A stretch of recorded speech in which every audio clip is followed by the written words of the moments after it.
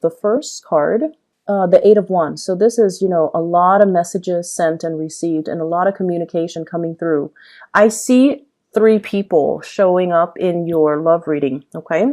So this energy, it's like information overload, people bombarding you with a lot of emails, a lot of text messages, a lot of invitations, as well as a lot of things that you need to take care of. So I see you, it's like you're answering an email and then a text message comes in and then you're responding to the text message or at least reading it, and then a phone call comes in. So it's like a lot of communication. Okay. Which I feel you're handling well. Some of it is like unwanted attention too, because look at her, she's kind of pushing back the communication.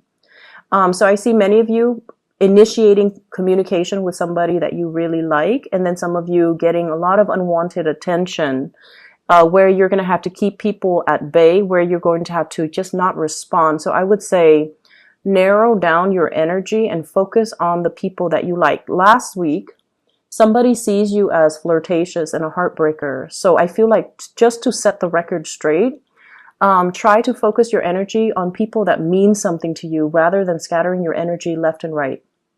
Okay? Because in Libra season, we feel in our element. So we feel like, oh, we can socialize, we can flirt, we can be a little bit more daring and risque with our communication. But I feel like that might not bode well for you. If you have somebody specifically in mind, you want to concentrate your attention towards them, because they're going to be communicating with you and they're going to be less confused and more communicative about their emotional needs, their feelings, as well as how they feel about you. Your partner, you have three people, at least like three energies that I'm feeling in this spread. I want to talk about the person that is front and center, because this is somebody that's going to be heavily communicating with you. Front and center basically means they're the focus of your love reading. We have here the Queen of Cups. Okay, so this is Queen of Hearts, Queen of Cups. This is a water sign, male or female, Scorpio, Pisces, Cancer. And this is somebody that's like really, really, really into you. So you might already be in a relationship with this person. They're definitely making their feelings known, and they're kind of this receptive energy where they're kind of, I already know how, you already know how I feel about you. The ball's in your court. So now you need to initiate. If you feel the same way about me, then initiate. So I feel like they're waiting on you. And there's going to be a lot of communication coming from this person. Their feelings for you is crystal clear. It's clear as day. And, you know, they come with a lot of emotions. They come with a very soft energy. And I feel like with this person, they want to build something with you. They want to create a future together. They're trying to, you know, give you everything that you want. I also feel like in marriage and engagement and, you know, taking things to the next level, moving in together, dating each other exclusively, because, you know, their feelings are concentrated. They do want to be with you. If you're not feeling the same way, don't send them mixed messages. Okay, if you're not feeling the same way, leave them alone. Don't send them mixed messages, because this is someone who's very deeply sensitive. It's hard for them to move on from heartbreak. And it's almost like they've got all their eggs in one basket. And so if you're leading them on,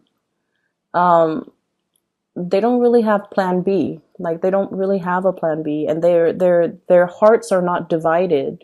And it's also really difficult for them. You know, you're not an emotional type of a sign.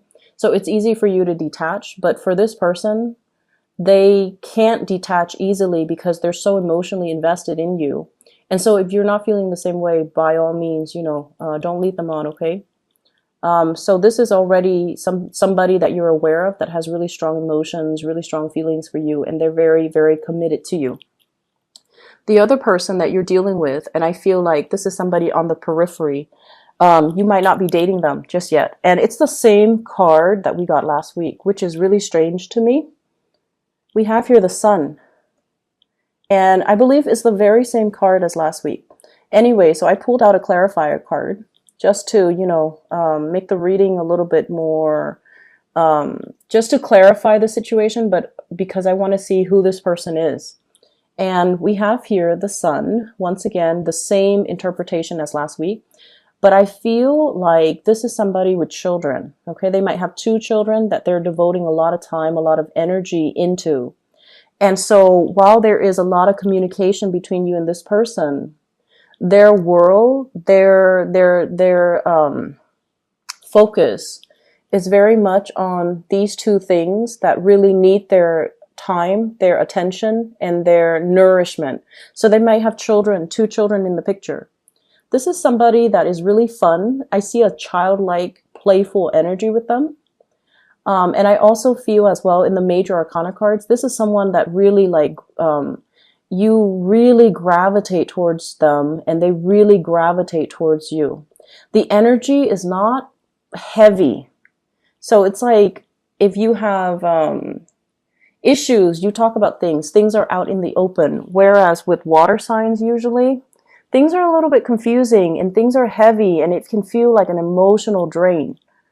Okay, so while water signs are really great teachers for Aquarius, the connection can be really, really, really heavy, and they take forever to do things, to initiate things, to get things started in their own lives. They're a little bit more passive, right?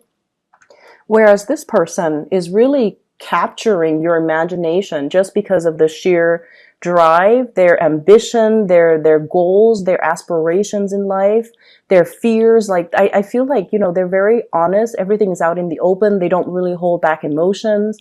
Whatever you see, like whatever they feel, it shows up in their face. So it's somebody who could be very emotionally expressive, not so much verbally, but more so in their demeanor, their attitude, their body language. So it's somebody that exudes really, really strong energy. And because of that, you're naturally drawn to them because everything's out in the open. You don't have to second guess. And Aquarius don't really like mind games. They don't really like heavy emotional experiences. So I feel like this person would be more suitable for you. So I pulled out another card just to clarify the sun. And I was asking, who is this person? We have the Hermit. And the Hermit is somebody who's very independent, who's a little bit, I don't want to say loner, but they're very independent, that they like their own company. They have a lot of thoughts running through their head, so they don't like to be inundated with a lot of, they don't want to be inundated with a lot of people. They're not like a social butterfly. They're a little bit more of a recluse. And I also feel as well, with this card, it's someone who's very spiritual, very wise, possibly could be a lot older than you. And I also feel like, they're trying to find their path in life, or they are already committing to one path in life. And they're devoting, once they commit to a path, they're devoting all of their energy, all of their love, all of their resources into this one path. And they have to walk out their destiny along this path. So they're following a specific path already. And so whether or not you're on this path, I feel like they're going to communicate that with you. Okay. And they're going to communicate as well what they are looking for in a relationship, because the Hermit is always seeking opportunity, seeking enlightenment, seeking to figure out, who they are. So I feel like this is a person that's still kind of going out there. And with both of these cards combined, both major arcanas with the same theme, well, opposite themes, but I feel like it's somebody, you're dealing with someone who's very visible, but deep down, they're a little bit of a recluse. So they're very, very visible on the surface, but deep down, they need a lot of downtime. So if you're communicating heavily with them, I feel almost like they're reading between the lines. They're reading what the communication that's coming through from you. They're dissecting and analyzing the heck out of it. And I also feel like there's an air of mystery about you, and they have a lot of questions that they want to ask you. They're possibly digging into your past. They're digging into your social media. They're trying to figure out who you are. And they're trying to figure out, how you feel about them. Okay? And so you're dealing with someone that's possibly older. They possibly have children. They're devoting their energy elsewhere. They're very visible to the public eye. And there's, once again, that teacher vibe about this person. the third person that you're dealing with, for those who are single, I feel like, you know, the water sign definitely has you. We have here an earth sign, Taurus, Virgo, Capricorn. This is the way that they see you. The Ace of Pentacles. Someone who's actually quite reliable. And this is not something that, you know, a lot of people get about Aquarius. When Aquarius people love something, they're very committed, very truthful, very faithful, and very dependable.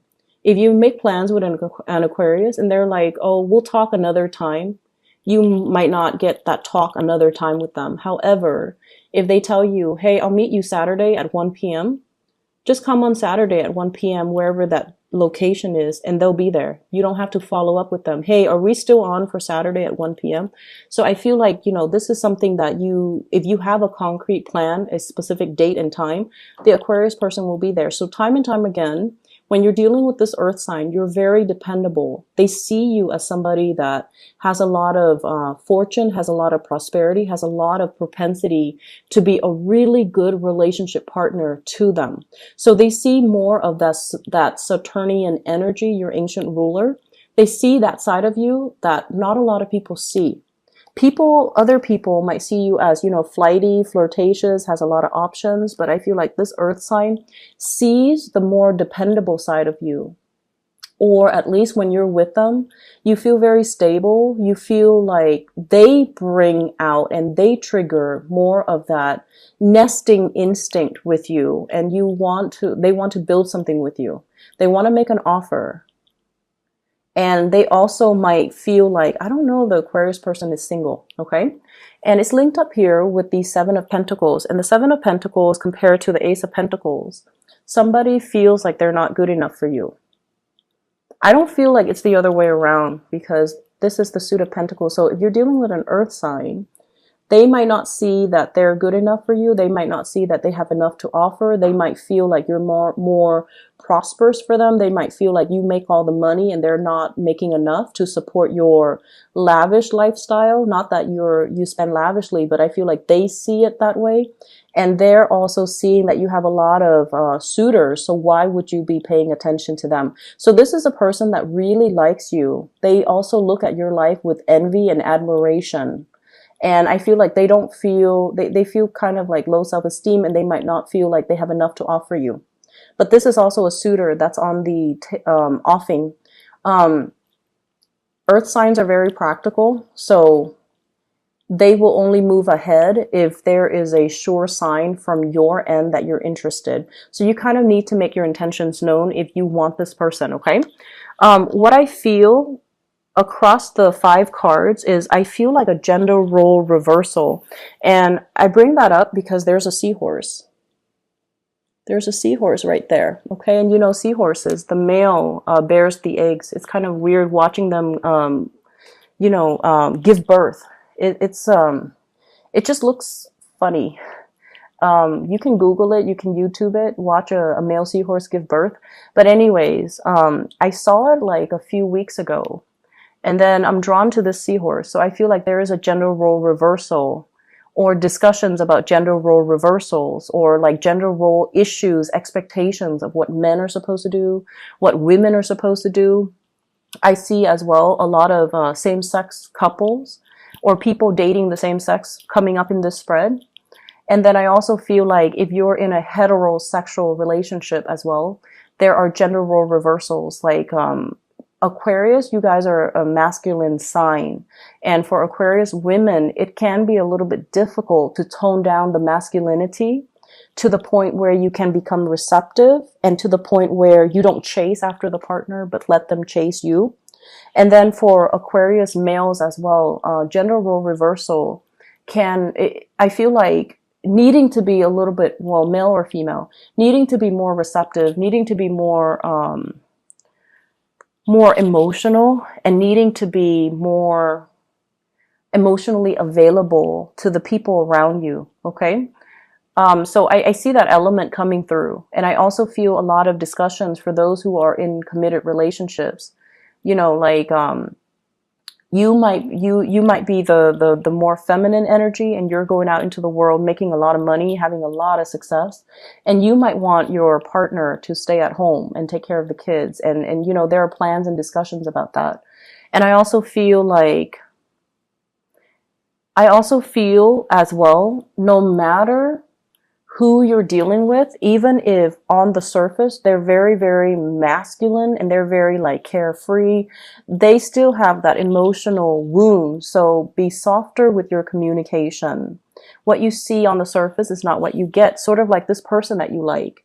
On the surface, they're like this. They're like all fun and happy and very carefree.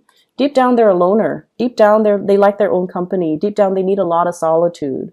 And deep down, they have some reservations about you. Okay?